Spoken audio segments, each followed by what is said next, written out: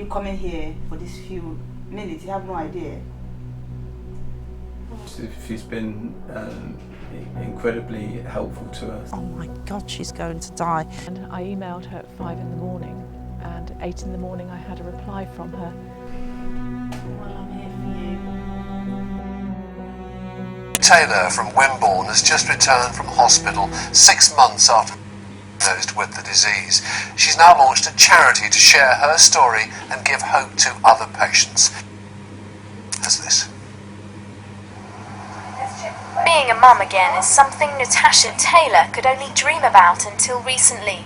For the past 6 months, the mother of 2 from Wimborne has been in Hull General Hospital, battling a disease she feared would tear her family apart. Just 4 weeks after giving birth to her second son, Alfie, she was told she had leukemia.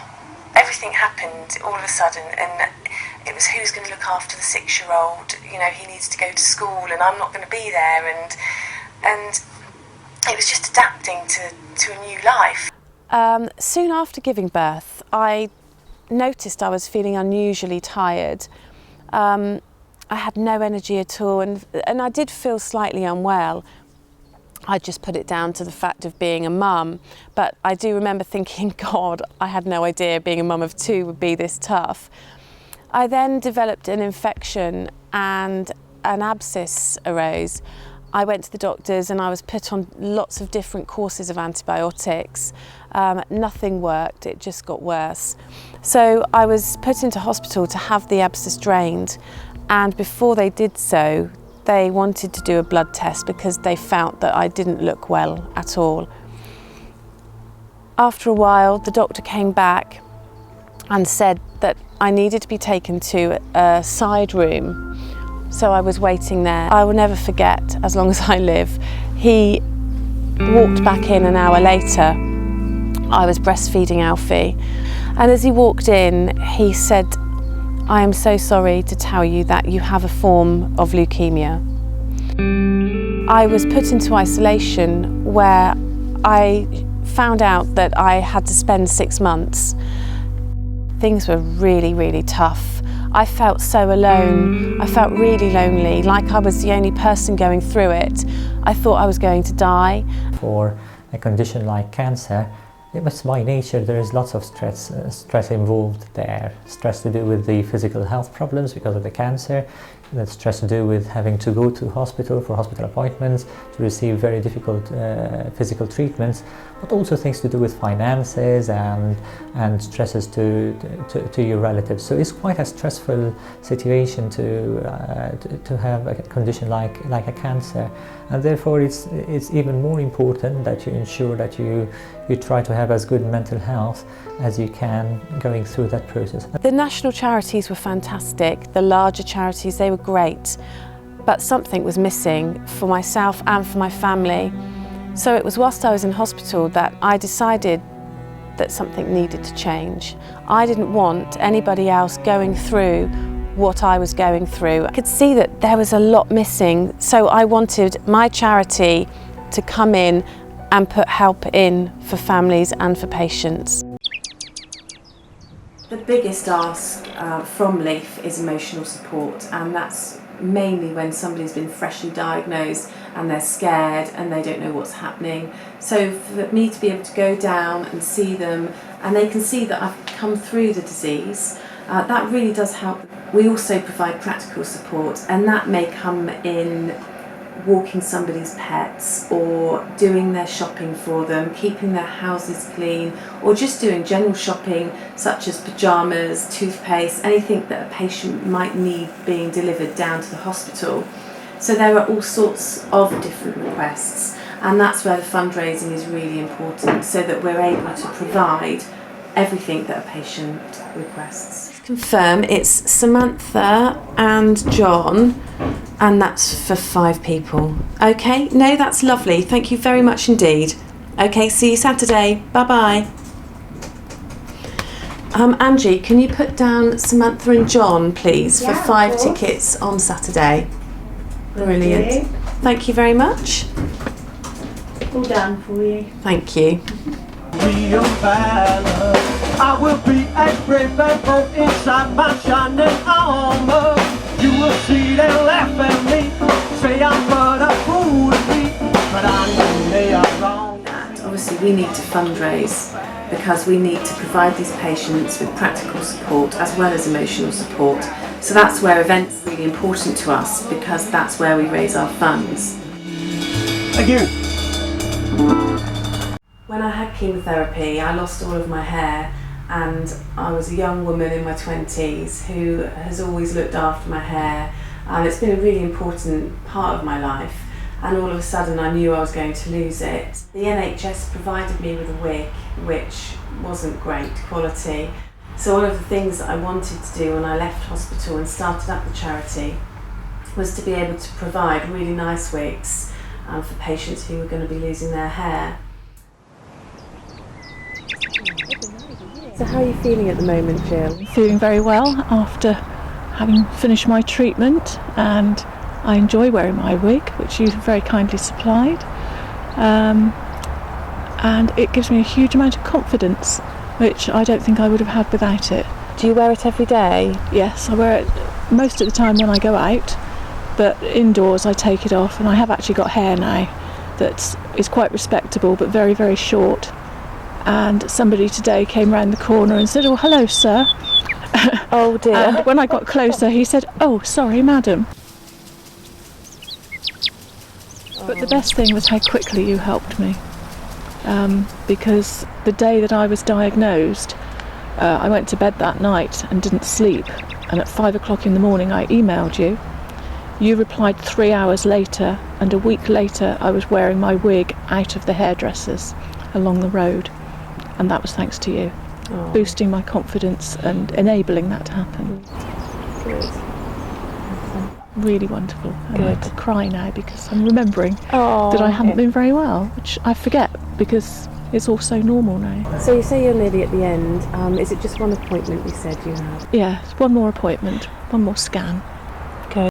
But you've been an inspiration, and you came through it and came out the other side possibly a better person, and certainly to do LEAF as you've done, to set up a charity and help other people.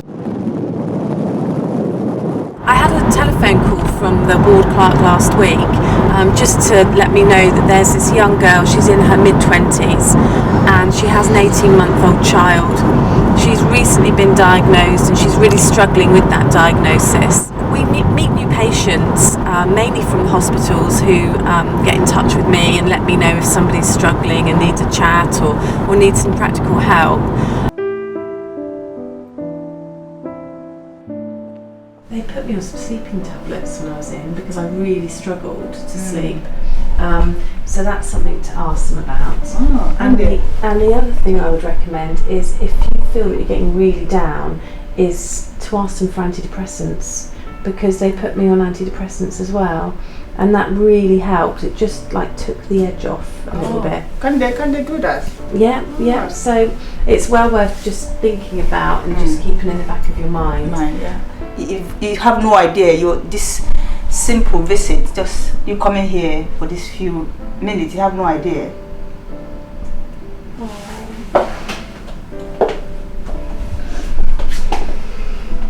Well, I'm here for you, and we'll be here with you through this, okay? You're not on your own, and we can do this together, can't we? With your new colourful duvet and your HDMI cable. You really brought something today, something new to me today, and I thank you so much for that. You know, she's been incredibly helpful to us in so many ways, not only the patients but the staff as well. So for instance, she's come in today to chat to a new patient because she's been there, she's experienced that. And she's able to offer them support and counselling about what they're about to go through. From a staff perspective, thanks to her fundraising, she helps us with training, going away to courses, etc., which is obviously invaluable.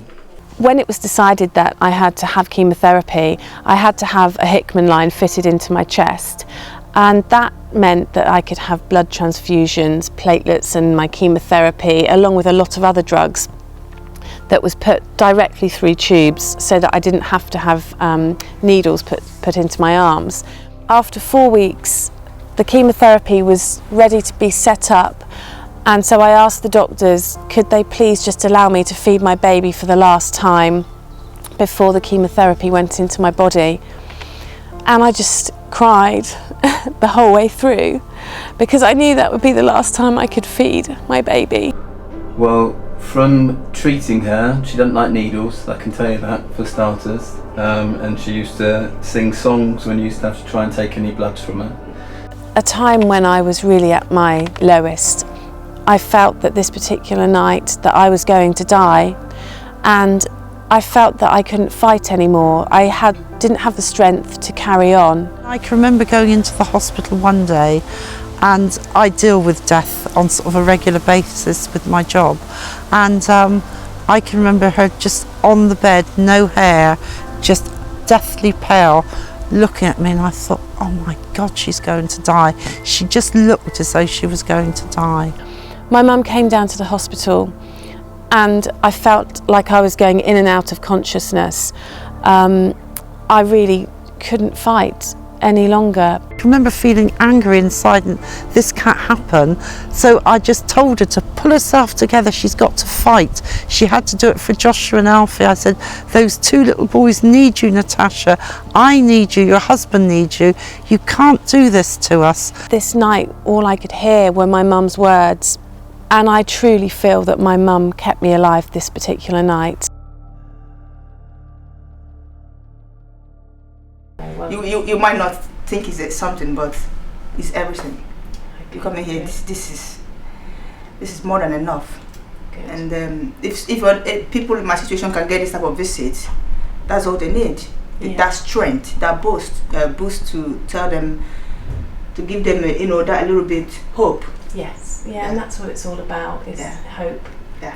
And if I can get through it, anyone can. Yeah. So thank you so much. No. Thank you so much, and keep doing the good work. Yes. Yeah. Thank you so much. Today's visit, I come away feeling absolutely shattered. I feel drained emotionally. It's not a bad thing. It's a good thing because it's helped somebody, but emotionally I do feel exhausted, especially today because I have really connected with this young girl and I feel incredibly sorry for her, and it brings back memories, it brings back the memories of when I was in there, and it's hard. I come away and it's tough. I'm picking my children up from school in about half an hour, and I need to kind of sort myself out before I pick them up, because I don't want my feelings to come across to the children.